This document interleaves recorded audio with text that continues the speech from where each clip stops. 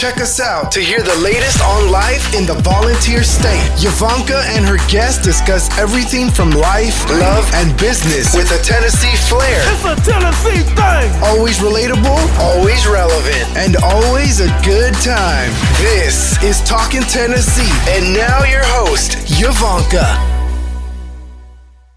This episode is brought to you by the Landes team, your go-to real estate family in East Tennessee. If you are looking to buy or sell, we are the ones you should call. Give us a call at 865-660-1186 or check out our website at YvoncaSellsRealEstate.com. That's Yvonnca, YVONNCA, sellsrealestate.com. Welcome back to Talkin Tennessee with Yvonnca. I am your host, and I am here this week with Mayor Indya Kincannon from the City of Knoxville. Welcome. Thank you. I'm really glad to be here. Thank you so much for coming. I told you off camera, so I'll tell you on camera. I have admired you from afar, and the biggest thing that sticks out to me is how you empower women. And you speak about, struggles you've had. You talk about your life. And then you go out in your community and you tell people to win. At any cost, it's like, let's get together, let's team up, and let's win for East Tennessee. And so that sticks out to me, because I love to empower women. And I love to see women that will give the next woman advice. Give that next woman that the fire to go out there and win. So let me say publicly, thank you for being who you are in East Tennessee. Thank you so much. I'm really grateful and glad to have the opportunity. Most definitely. So let's get to the viewers and let them know who you are. Who is Indya Kincannon? Well, I guess aside from being mayor, which is my dream job, is I'm a mom, I'm a wife, I'm an outdoorsy person, I'm very competitive. I grew up playing sports, soccer, basketball, tennis, and being a member of a team was always something I really enjoyed, and I do like to compete, and I like winning. Yes. That's important. But I think just being a mom is a big deal to me, and being a good friend and spending a lot of time outdoors. Those are all things that I've enjoyed my whole life and continue to enjoy here in Knoxville. Spending time outside in particular is something that I enjoy doing with my dog, and I enjoy that as sort of just mental health therapy as well. Just spending time outside and moving and spending time out and about, just listening to people. I'm a huge extrovert. I like being with other people and hearing their stories, and that's one of the things about campaigning that I think lends itself to some of my strengths. I love listening to people and hearing their concerns and trying to serve and respond with empathy and compassion. That's amazing. So you're married with how many children? I have two daughters. They're 20 and 22. We've been married since 1995. We're sweethearts since 1990. So my husband, his name's Ben Barton. He's my best friend and love of my life. We're very, very lucky to have each other and have grown up together. Really, I met him when I was 19. So 19. Yeah. Oh wow. Yeah. So you've got two children and a wonderful husband and a dog that you all adore. Yeah. So tell me this: how did you get to Knoxville? Well, it's Ben's job. He was offered an opportunity to have a tenure track professorship at the law school at University of Tennessee. Okay. And we had several other options, but we came to visit Knoxville. We didn't know anybody here, and we loved the University of Tennessee, and we loved Knoxville, and we're like, let's come here and give it a shot. And we had no idea that we'd end up raising our kids here and staying here for our whole lives. And we certainly didn't have any idea that I'd run for office and eventually become mayor of this beautiful city. So it's a good example that when you work hard and you're authentic and true to yourself, that you can bloom where you're planted. I totally agree. And totally agree. You don't have there are people here who are leaders and movers and shakers who are 10th generation East Tennesseans. Yes. And then there are people who moved here 22 years ago who end up becoming mayor like me. And this community welcomes them all. Yes. Well, that was my next question. What makes you, if you could pick, and I know there's several things, but if you could pick two things, you said, I love this community because of this, what would it be? Well, I think the two things I would pick is that one, you can bloom here. We're a wonderful city with opportunities in many different respects. We're big enough that there's a lot of opportunity, but we're small enough that anybody can make it here if you work hard and just take advantage of what's here. The second thing that I love about Knoxville and East Tennessee in general is just the natural beauty here, the green space. The fact that we're super hilly has meant that our hills are protected, and we have wonderful trails and nature. Even just 5 minutes from downtown Knoxville, you can be in the urban wilderness and feel like you're in the middle of the Smokies. True. And of course, we have the balls. The balls, yeah. We love the balls. We bleed orange in our house. Yes, for sure. we bleed orange. And the biggest thing is, we have the right name. I think East Tennessee, as a volunteer, East Tennessee, we have so many people in this community that come together to volunteer in laboring, getting their hands dirty to, do whatever, if it means to go plant flowers for your neighbor, if that means going to pick up prescriptions for the elderly, or if that means you have to pull your checkbooks out sometimes and donate to a great cause. I think that East Tennessee is set apart, not saying other cities don't do the same, but I just think there's something about East Tennessee and the community we live in that just says we truly are the example of the volunteer state. Yeah, the volunteer spirit is strong in Knoxville. It is. And the fact that that's our history, that's our heritage. In Appalachia, when people need you,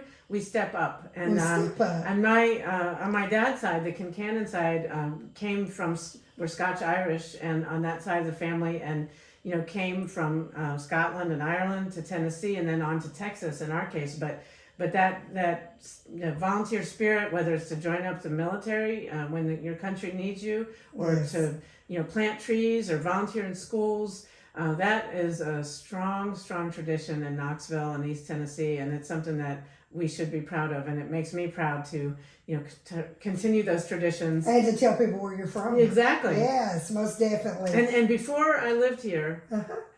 Before I knew anything about Knoxville, I knew about the volunteers. See, exactly. Because that's what rings for East Tennessee. And the Lady Vols in particular. Yes, Lady Vols. I grew up, like I said, I was an athlete, used to play sports, and I was following the Lady Vols and Pat Summitt when I was a little girl. And talk about empowering women and being a great role model. Yes. Pat Summitt was one of the best, and her legacy continues on with the players and coaches that she's trained throughout the world. I had Joan Cronin, University of Tennessee Emeritus of Lady Vols, on a few months ago, and I have to say, she was so gracious, so delightful. I can imagine being under that leadership. I wish I would have got to see, like, firsthand. I did see afar, but firsthand, her and Pat together. Yeah. Because just when she came into the studio, she was so humble and just so inviting. And so I understand what you're saying about the Lady Vols. Yeah. So what led you to public service? Well, that's a good question. I never anticipated running for office. When I was a girl, I didn't know any women in public office or even who had run for public office. So I always thought I would be sort of an advisor or staff member to someone in public service. Right. I went to public policy school, and my parents always taught me to be involved as a volunteer. My dad was involved in public service his whole life, and my mom as well. So I only ran for office because I found out when I had a 6-month-old and a 2-year-old that there was an open seat on the school board. And I'm a big supporter of public schools. And I was tired of seeing people bash some of our schools and judge them based on test scores instead of looking at how the teachers are working really hard and the students and families are doing their best.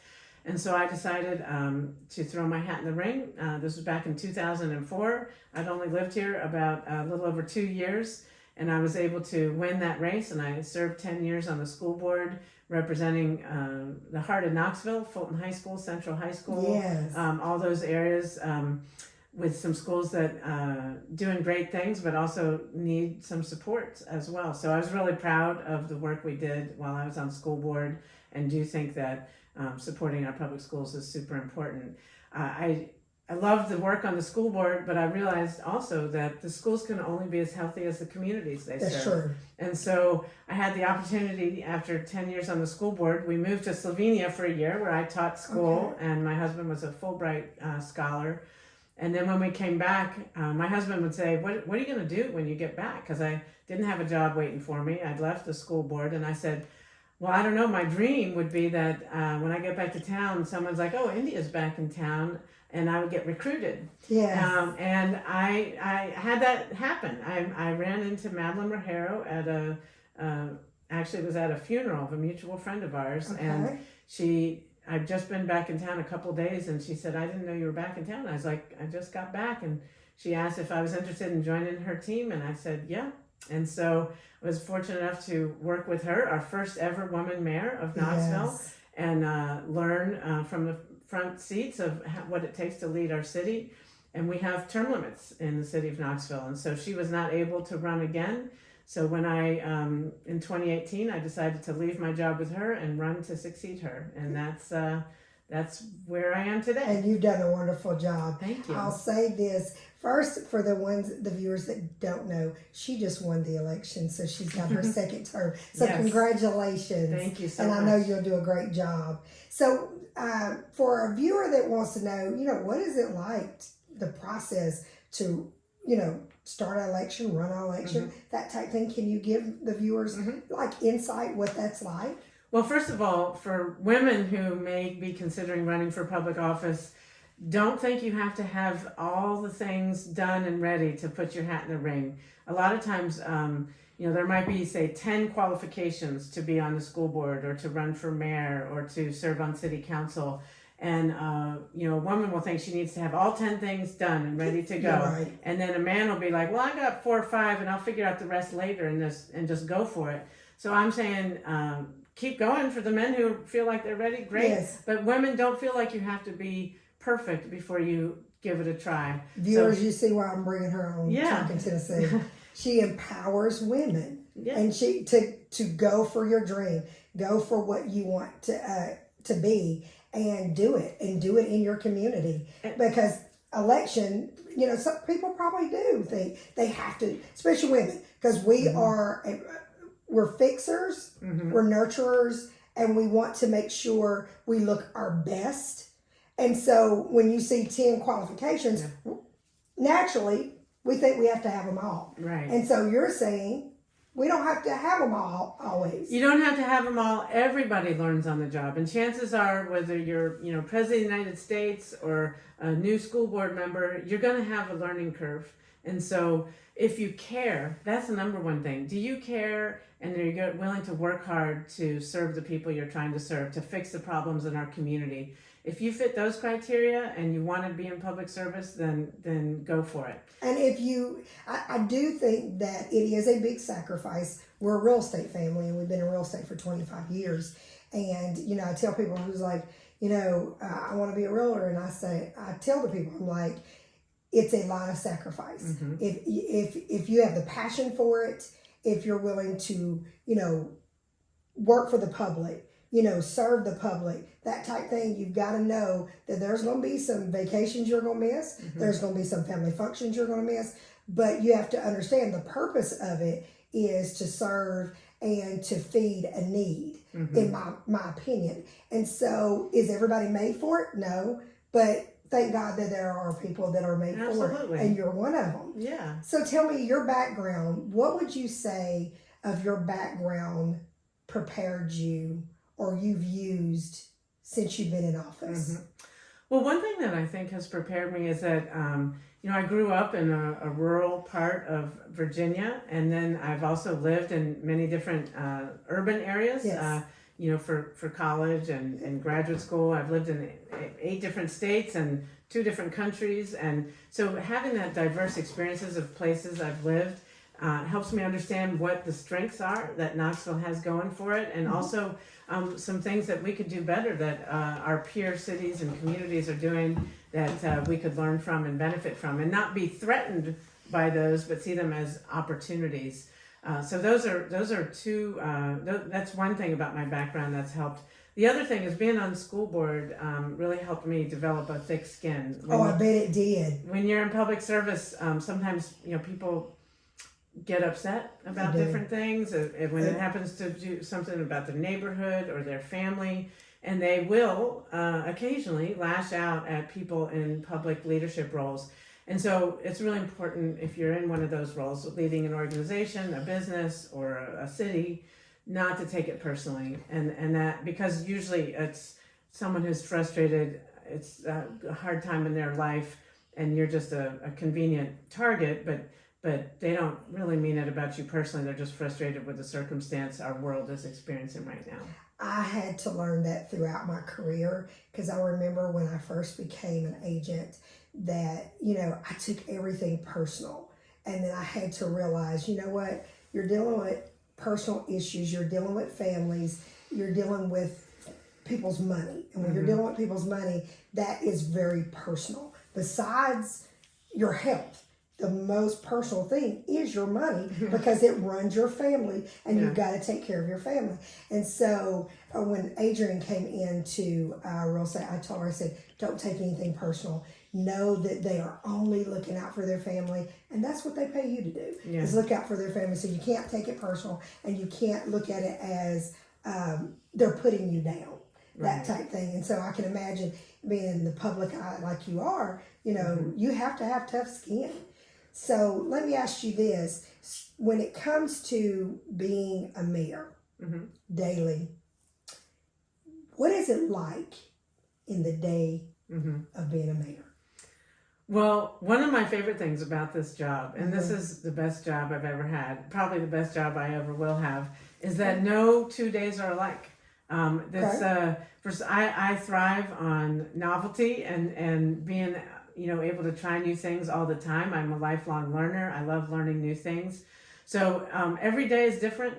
Every day there's new challenges. There's a lot of celebrations where we are celebrating some positive things happening in the community. Just yesterday, we celebrated the opening of the new public safety complex, where we recycled a building at the former St. Mary's Hospital, and now it's a beautiful new headquarters for our first responders, our firefighters and police officers. So sometimes there's celebrations, and sometimes it's responding to problems and showing the people that we are here. We're here to serve. We're here to patch the potholes and pave the roads, but also to deal with emergencies, whether that's flooding or medical emergencies, or from time to time we have crime in our city. So these are the things that people rely on. This is why people pay their taxes for the parks, the pipes, and public safety. Those are things that people value very much. So every day I attend a lot of meetings, both in my office and outside the office.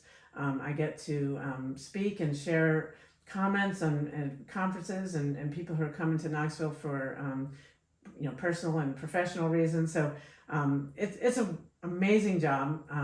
We have a great city council that's really moving forward on some key initiatives that matter to our city, like housing and public safety being the two chief among them. But I would say no 2 days are alike so far. And I feel very fortunate that I've got a great team around me that makes sure that we're responding to the needs of this community. And that, what a gift it is to be in a role that people are paying attention to, that people care about, and they want to, we're all in this together. We want to see Knoxville thrive. And so I would say meetings, events, and opportunities to think about how to achieve what the people of Knoxville need. So let me ask you this. What would be, if you picked one thing, what is the biggest challenge of your opinion in Knox County right now? What do you think is the biggest challenge? I would say the biggest challenge, and this is a good problem to have, is that so many people who live here or who have visited here love our community, and if they don't live here already, they want to move here. Yes. And so navigating change is our biggest challenge, and navigating that the Agreed. growth. You're a realtor, Yes. so you understand, Yes. like, you have clients and you're trying to help them find their dream home, and sometimes you're just trying to help them find any home. Yes. And so how can we... And it's challenging. Yeah, and how can we address the really severe shortage of housing in our community while also preserving what's the qualities that people have come to love about our community, including public spaces and green spaces and parks. And so right now, I'm working, Mayor Jacobs has been working on this initiative called Advance Knox to address land use issues outside the city to make it so we can continue to thrive and, accommodate all the thousands of people who are moving here while not becoming like Nashville or Atlanta. Yes. I will say in my side of the business, a lot of people are worried about, what is coming to Knox County, Knox City, that is going to change what you grew up, what you learned to love about East Tennessee. And I like change because we've got to change some. That type thing. We've got to, there's more things offered to us now than in my generation, your generation, and back, if you think about it. And so change has to come to get those new things that we're wanting, but at the same time, we do have to preserve, the parks and the different things that what we don't want around our kids and in the area. And I think that y'all are doing a great job in really being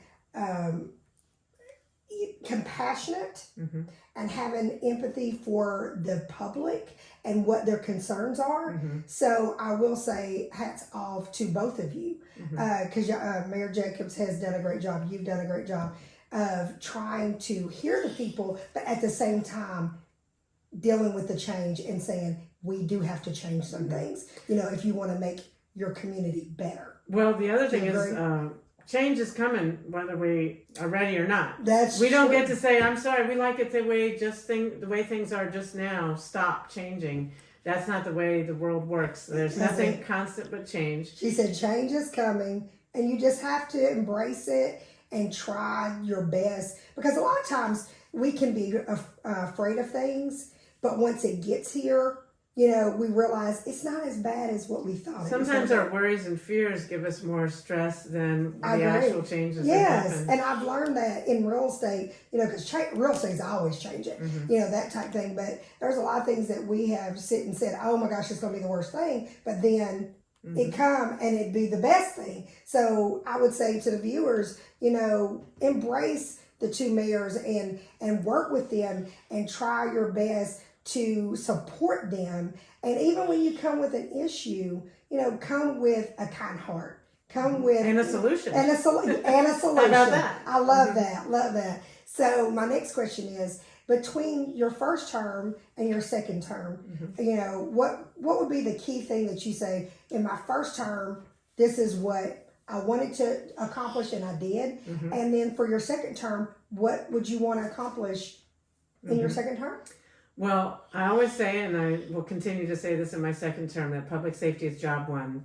The City of Knoxville has a professional fire department and police department, and I'm really proud of our first responders and the work they do, because when you call 911 and you're experiencing an emergency of some kind, you want to know that the men and women of KPD and KFD are going to be able to come fast and be prepared to save your life. And so I'm really proud of the support we've done. We did a compensation study and we were able to provide record compensation increases for our first responders because it's a competitive market out there and they have options, and so we need to make sure they're paid fairly. But public safety also includes accountability. I was the first mayor ever to adopt body cameras. We never had body cameras in KPD until I became mayor. So and I love that. Yeah, and you know who else loves it? The community members and police officers. Because accountability, sometimes they get accused of doing things that didn't happen, and the cameras are just another tool for that mutual accountability. So my focus on public safety has included raises for our first responders, body cameras, I also did a national search for a new police chief, which has never happened in Knoxville. As the mayor of the City of Knoxville, I have the authority to appoint a police and fire chief and other members of my senior leadership team. And we did a national search and was able to hire an excellent leader in Paul Noel. He's been leading our police department for almost 18 months now. And one of the many great things he's doing is having this thing called ABLE training. It's active bystandership for law enforcement. And every single member of KPD is going to have this training. And it means that when they see one of their colleagues doing something, making a mistake, it's supposed to prevent misconduct and prevent mistakes. And so they'll intervene when something's bad happening. And the idea is to train and do some simulations, because it's especially hard when you're in a hierarchical organization to call out a superior officer. But we need to empower our officers to do the right thing, even when it means intervening and when with a superior officer. So I'm really pleased with the progress that KPD is making, and I want to continue to support them and the fire department in my second term. One of the things that I'm committed to doing is we, like many organizations, are short-staffed, and we're working hard to recruit top-notch officers to our police department and get back up to our fully authorized force in the years ahead. So like I said, I just celebrated the opening of the new public safety complex. The police headquarters, this will allow them to have more recruit classes happening at the same time. And they're really right next door to walking distance from Fulton High School. And one of the things I'm committed to is having our police officers better reflect the demographics of our city. And we have a ways to go on that front. And so we're hoping that young people at Fulton and other high schools inside the city band together and help and try to elevate together. Right. Well, they're actually having a criminal justice programs at the high school level where they can go over and learn directly from active police officers and firefighters, exploring those careers. And then, because kids don't know what they don't know. They only know like what their aunts and uncles and moms and dads are doing, and outside of that. And it's totally different now. My son started high school. He goes to Farragut High School. He started ninth grade this year. And I'll say middle school was hard for Jayden. Just learning how to the social part of it. But high school, I have to say, I have a happier child. He loves Farragut High School. He loves his friends. All the different things, activities, and he knows he better keep good grades. So speaking of family, let me ask you this: how do you keep family happy at the same time serving the public? Work-life balance. Work-life balance. How do you do that? Well, sometimes I'm not as good as I would like to be. I think it's a work in progress for us all. Well, it is really important to have work-life balance, and I try to promote and encourage that among my team at the city. I think it's something that, particularly during the pandemic, was a mixed bag, because there was not many things to do outside the home, so I had plenty of time to spend with my family, and so that was nice. Right now my daughters are 20 and 22, so they are pretty grown up and halfway out the house. Yes, so I'm not like changing diapers or things like that anymore. And as you know, they're proud. Yeah, they're very proud, and I think it's they're learning a lot of leadership lessons to see their mom in this leadership role, facing some pressures and that sort of thing. So, but work-life balance also, I've been a caregiver for other members of my family, my mom, and who died this a couple months ago. So balancing all that is an ongoing challenge, but I've got really good advice that someone gave me that I'll share with your viewers is family first. Because they aren't going to be here forever. Correct. And you want to be good to the people who are going to be at your funeral. Correct. Yes. Who are going to be taking care of you when you're maybe sick or that sort of thing. So I put family first, but my family's very supportive of my role as Mayor of Knoxville. And they, my husband, first and foremost, is incredibly supportive and understands that sometimes I don't come home for dinner because I'm attending an Urban League gala or whatever the event may be. So I have a very supportive family. The timing for me makes it a little bit easier because my kids are already grown, and so. But it's an ongoing challenge to I think you have take to, care. but I think husband and wives have to evolve together and build together. I know with me and David, when David got sick, I don't know if you know about David went in the hospital. David was in the hospital 10 years ago. He went in the hospital. He was supposed to be there for 2 days. Within 24 hours, he was on life support. Oh my gosh. You can't prepare for that, you know. And so David lives without a pancreas. And so I literally told my daughter was 19 at the time and my son was 4. And I said, you know, with all the different things that I do in the community, when my husband got sick, I stopped it all. And I went in the hospital with him, and he was there for 5.5 months. And I stayed with him, and I ran real estate out of Park West Hospital. Wow. But we still evolved together. And my husband is my biggest cheerleader. And he wants me to, you know, excel. He wants me to live out my purpose and build a legacy that my kids can, you know, appreciate. You know, because I think each parent has a duty in different ways to leave a legacy for their children to keep going. And I think you're leaving a great legacy, you know, for your daughters, because I really do think training starts at home. Absolutely. And I think that your parents are your biggest example. And your parents have to show you the way to walk, way to talk, all those type things. What the Bible says, train them up. Yeah. And when they grow older, they'll never part. So that's the reason why I asked you that question. Because with all the different things that you do and you're being pulled in every different direction, how do you get that balance? How do you tell the viewers, you know, how to get the balance? You know, the one thing I'll give you is David came up with this idea, is once a week, get a candle, go to dollar store, buy a 50-cent candle, and take the candle, set it in between you and your husband, put all the phones away, don't answer any phone calls, any emails, anything. Take the candle, set it in between you, and say, now, how are you doing for 30 minutes? And just talk about you and him, and not talk about anything pertaining to business. That right there, David put that in our life 4 years ago. And if I can give you anything, That's a good one. just take that candle, 30 minutes, and just talk about, you know, what is on your mind. You know, are you happy?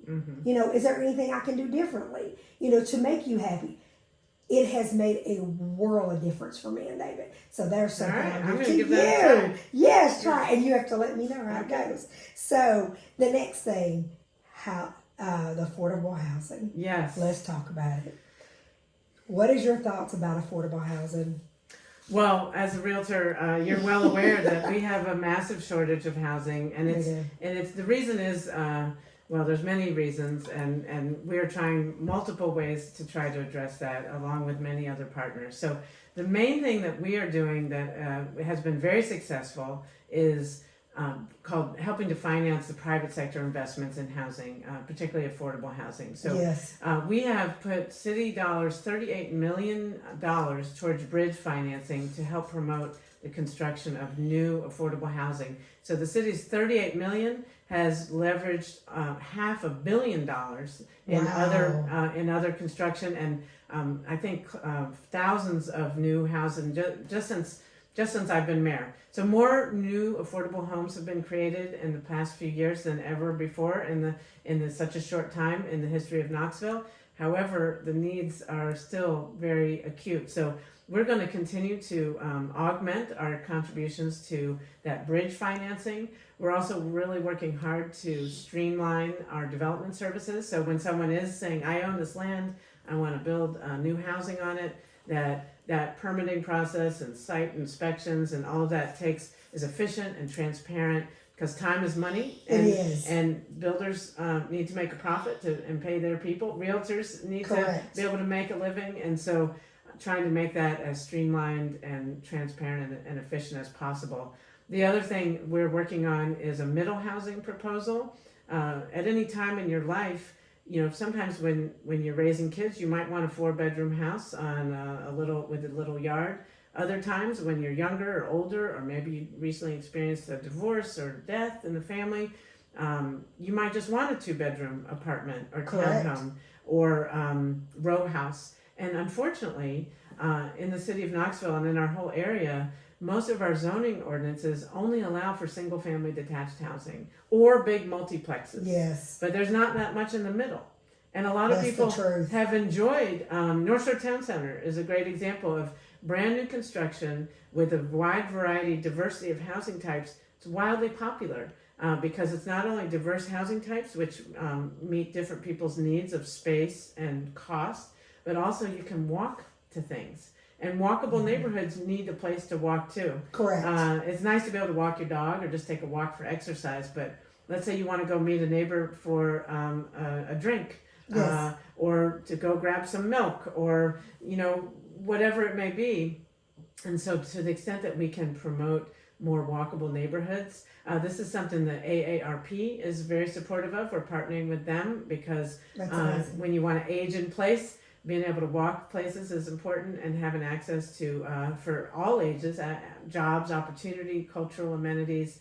That's what people want. And so you see it as a realtor, what the demands are, and people and the demands are high. Right. And the biggest thing I tell people is it's going to take time, that type thing, and to not give up. And I know because a first-time home buyer, it breaks my heart when a first-time home buyer is like, I can't afford it. And I do understand with the rates being so high, it has changed a lot. And what happened to starter homes? Yes.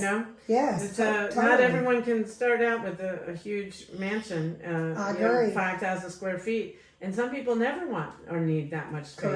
Correct. So we're trying to make it easier and with fewer barriers just for the consumers, the buyers and residents, and also the people who are building them. So tell me this, on the apartments, there's so many people that has came to me over the past few months, and I wanted to ask you this question and your opinion on it, is a lot of people with the apartments that are being built, a lot of homeowners are very concerned about it. They're like, all these apartments that are going up, they're taking over our communities. What would you tell the homeowners, pertaining to those apartments? Because one thing I tell people is people have to have somewhere to live. And it's great. I would love to sell everybody a house. But is that realistic? No. There's going to have to be some apartments because someone has to have a place to live.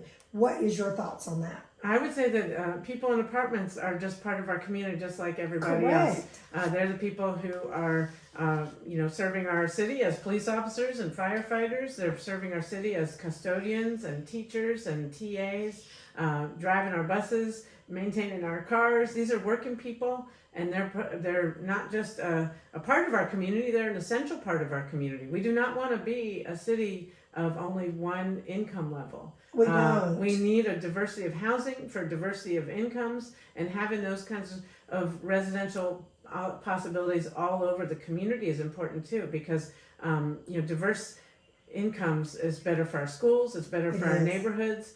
We have a big challenge with people being willing to work as custodians in schools in far west Knox County, because there's no place for people with those salaries to live in the Farragut area, for example. Whereas over in other parts of the city, it's not so hard because we have more diverse housing types. So this is why, when before we built the new multi-use stadium, we revamped and added hundreds of new units of affordable housing at the former Austin Homes. Now it's called First Creek at Austin. Yeah. It used to just have 30 units of affordable homes. Now it's going to have like 438. Wow. And it's for some people who need like a full subsidy, and other people who are workforce housing, where they are working people who also just need a little bit of help with their housing. So I don't know anybody who hasn't been a renter at some point in their life. Correct. And so you've got to start somewhere. And it's like, like I said, I would love to sell everybody a house, but is that realistic? And then everybody has to start somewhere and be able to feel good about where they started, because there's a lot of young people that 10 years from now, they may be in a better place that they can buy that home and, and upgrade. But right now, they need affordable housing. Do you agree with that? I totally agree with that. And I would say a lot of times people look back on times in their life where they lived in smaller type housing with a community that was more walkable, and then they miss the community spaces of that, the interactions that they have with their neighbors. There's a lot of evidence that when you have a beautiful park next to walkable neighborhoods with sidewalks and other amenities, but you live in close proximity with other people, it makes you happier. It does. Because you interact with people, you got eyes on the street, so things are safer, and it's just shows that mental health is a big challenge in our community. It really is. And sometimes we also have an epidemic of loneliness, and so how we design the way we live, so to have more positive interactions with people, get off your screens and go meet your neighbors. That's the kind of neighborhood I'm trying to develop all across our community. I had Tammy White from Leadership Knoxville on the podcast a few months ago, and she said the exact same thing. She said, you need to know your neighbor. You need to know, because a lot of times people say, I'm a very private person. I don't want to know my neighbors. But you need your neighbors, because especially when you get older, because you never know when you might need a neighbor to pick up something for you, or you pick up something for them. And I know all my neighbors, and I enjoy my neighbors.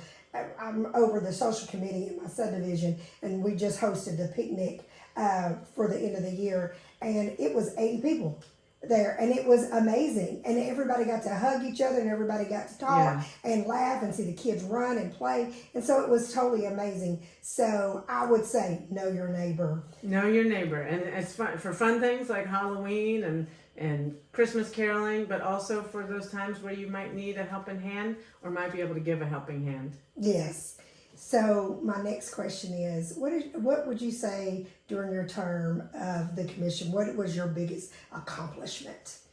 Well, I'm really proud of passing an ordinance that is going to give $50 million towards the construction of new affordable housing, and that's a floor, not a ceiling. We've already exceeded our minimum annual commitment to that. So our commitment to affordable housing, and that's been in great partnership with other stakeholders, including Justice Knox.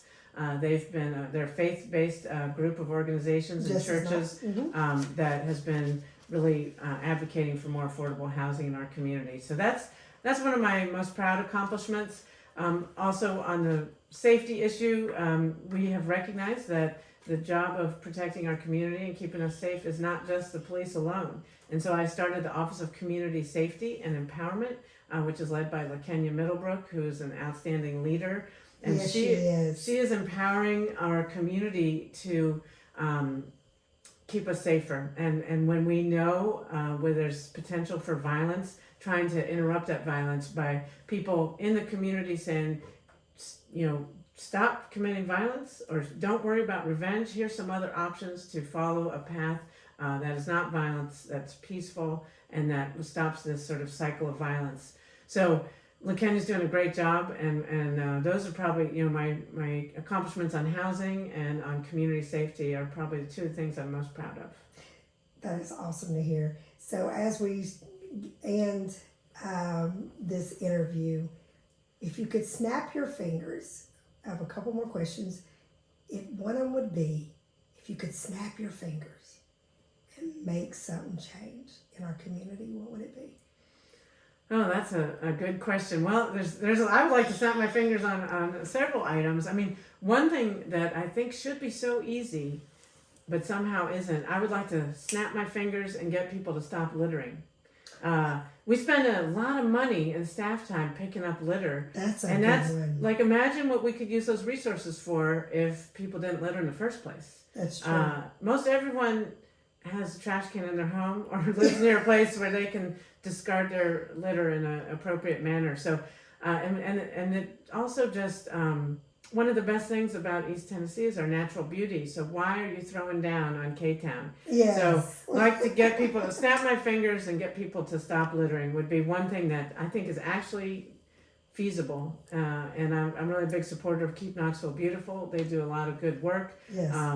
And so if we can get your listeners and viewers to promote the beautification of our community and Stop littering. Yeah. Stop littering and keep your community beautiful. Right. So if you was not mayor and you didn't go down this path, what would you have done?